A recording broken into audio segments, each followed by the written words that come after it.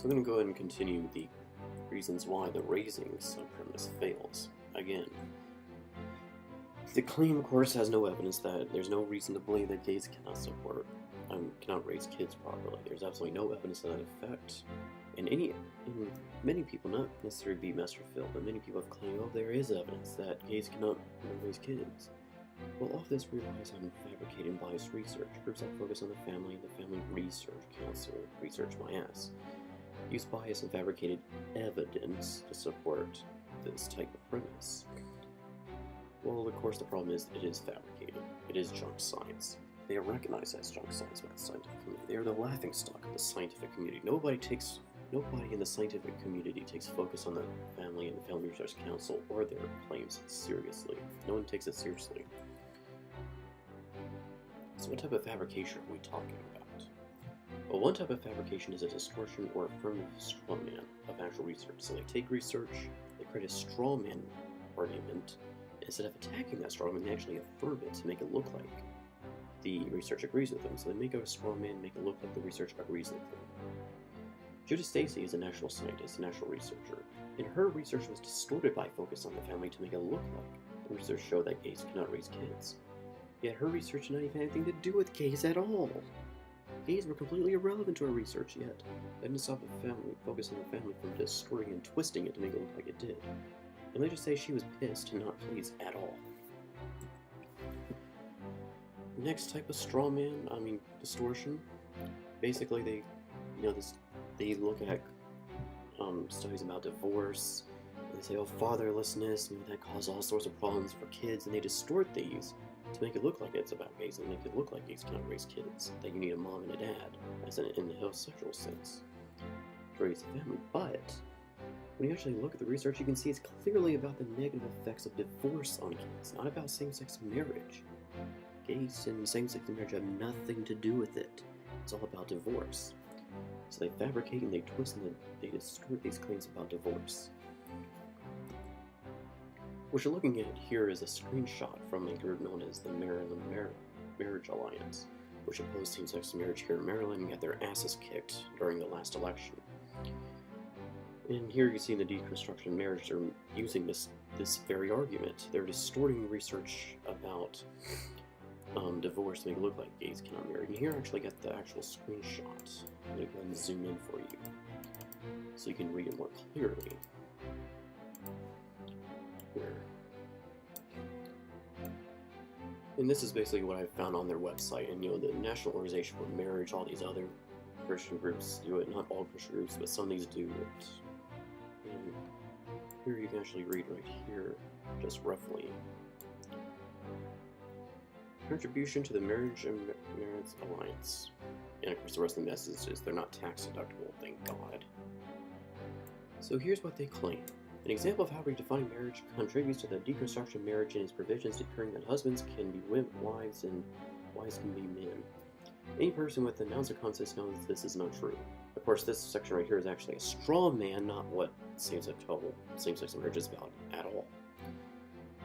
They use a lot of fallacies and dishonest fabrications as straw men. This is just the tip of the iceberg here. This is a pretty shitty group of dishonesty. Where if marriage ceases to have its historic meaning and understanding over time, fewer and fewer people will marry. Oh, what? Fewer and fewer people will marry? Jesus Christ, the whole point of same-sex marriage is so people can marry.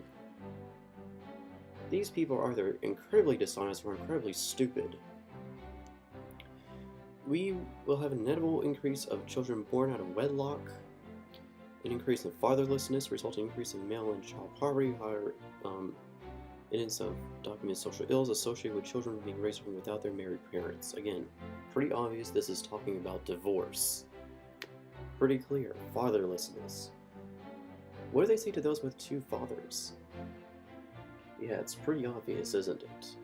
You can just tell this is about divorce. Because of the claims they're making here again, it goes back to that slippery slope argument I discussed earlier. They say if we allow gays, all this bad things will happen. Well, plenty of states and countries have allowed it. None of these bad things has resulted as a result of it. It's not happened as a result of it. There's no evidence to support this, and evidence to the contrary. So as you can see, they're using fabricated evidence and just pulling things out of their ass. Right, there's absolutely no reason to believe this whatsoever. It is absolutely false and asinine.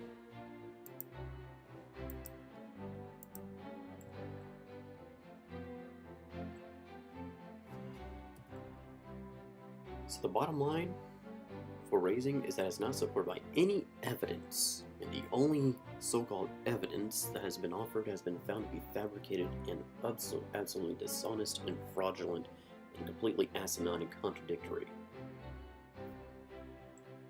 Alright, not saying that BeatMasterPhil used any of this dishonest evidence, but those who have, and the only evidence that has been offered is not good, not honest, not sound in the slightest sense of the word. So we can go ahead and cross off raising. It is false. Which means the government justification, the third justification, is a false justification. It's a false premise. It simply is not true. There's not an ounce of evidence for it. It does not stand to scrutiny.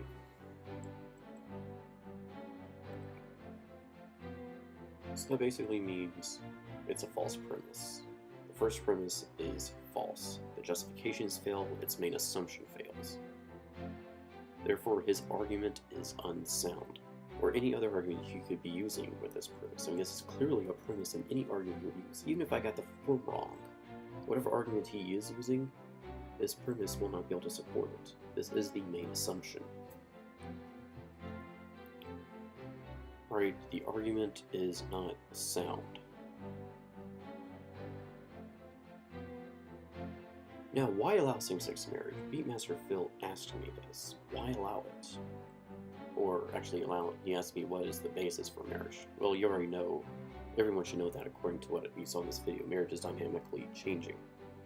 It's like dynamic, it is dynamic and is relative. That is the matter of fact. It's not a matter of what I believe, it's a matter of what reality actually is. Again, marriage is not just floating out there in the woods before humans came. It wasn't just floating out there for billions of years before the Earth was formed. It came as a result of us. We invented it. It's a human construct. So why allow same-sex marriage? Well, why not? Why not? Why should same-sex marriage be prohibited? For years, anti-same-sex marriage activists have been saying we allow gays to marry one another, society will collapse, we will destabilize, crime will go up, people will be able to marry their dogs, they can marry their kids or their siblings. Groups like the Maryland Marriage Alliance, who got their ass kicked in the last election, has been saying, oh, you know, bad things will happen to kids. They've been saying all this, these bad things will happen, and it hasn't happened. We are still here. Or, you know, all these claims are just as insidious as the New World Order conspiracy. People have been saying it for years, yet it hasn't happened. It simply is not true.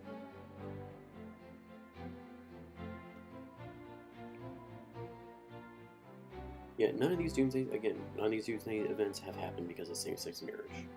Again, we have many countries that allow it. There's no evidence that it's causing crimes such as destabilization. People have not been able to marry their dogs or anything else.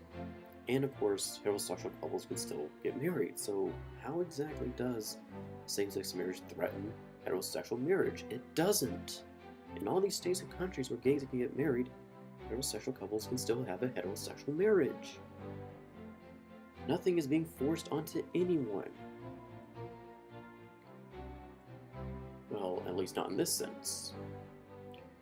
In other words, there is no harm allowing gays to marry one another. There's no harm in this at all. There's no sound reason why they should not be allowed married.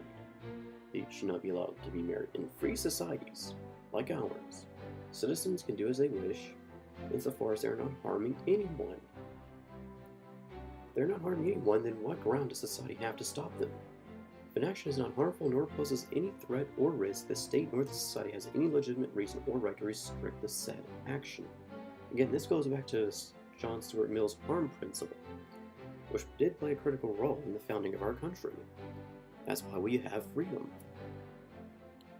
Again, no one has the right or any legitimate reason for gay marriage because there's no threat, risk, or any harm posed by it. So what legitimate reason do you have for restricting it again? None. Absolutely none.